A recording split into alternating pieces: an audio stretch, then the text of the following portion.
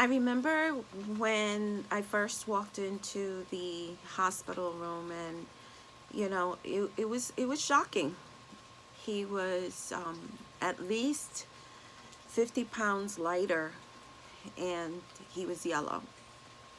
And I looked at him, and immediately, it was just dropped in my spirit. I felt in my heart, Raz, he's your next assignment.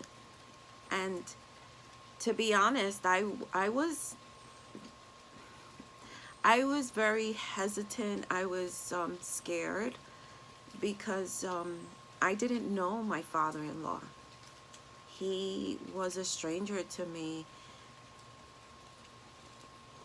In the 30 years that I've been with his son, he hardly visited. He was not conversational because he was more like a hermit.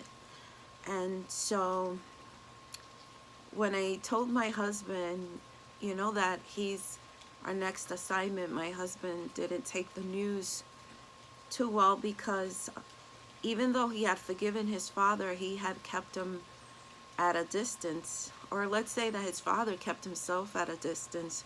So there wasn't any real connection between both of them.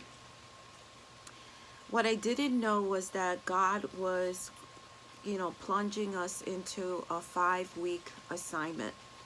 And in those 5 weeks, we saw something that happened that was so incredible.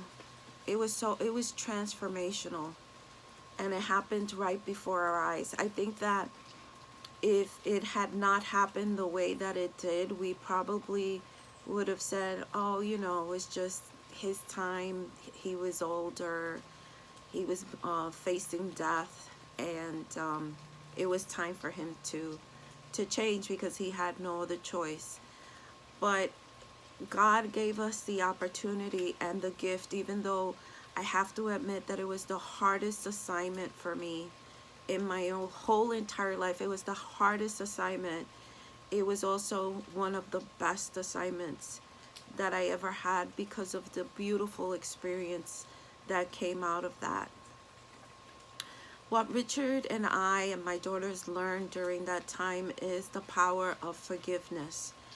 And so, there's so many stories and there are so many teachings on forgiveness, but when you actually experience the healing power behind it, it changes your life. It changes your perspective. It changes how you see people. It just changes you in such a radical way.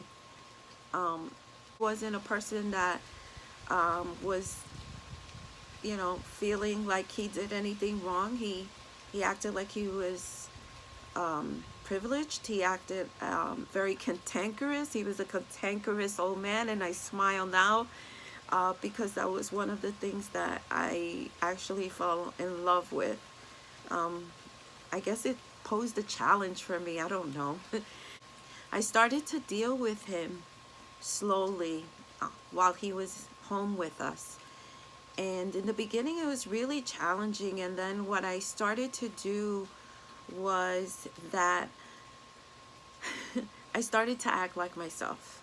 I was trying to find what we say in Spanish, la vuelta, right? How do you deal with a person when they're like that? And then finally I heard the Lord. You know what? I'm gonna say it. I heard the Lord clearly say, be yourself, Ross. Be yourself. And that's what I started to do. So I started to be myself around him, and I started joking with him and trying to get, at least a smile and some food in him because he had lost so much weight. And eventually, it was like almost chipping an iceberg. I got through, and he started to talk with me, and we started to bond. And I have to tell you that that bond actually shocked me deeply because I didn't expect to connect with a person that had alienated himself for the past 30 years so quickly. And I truly believe that it was because we took forgiveness to the next level.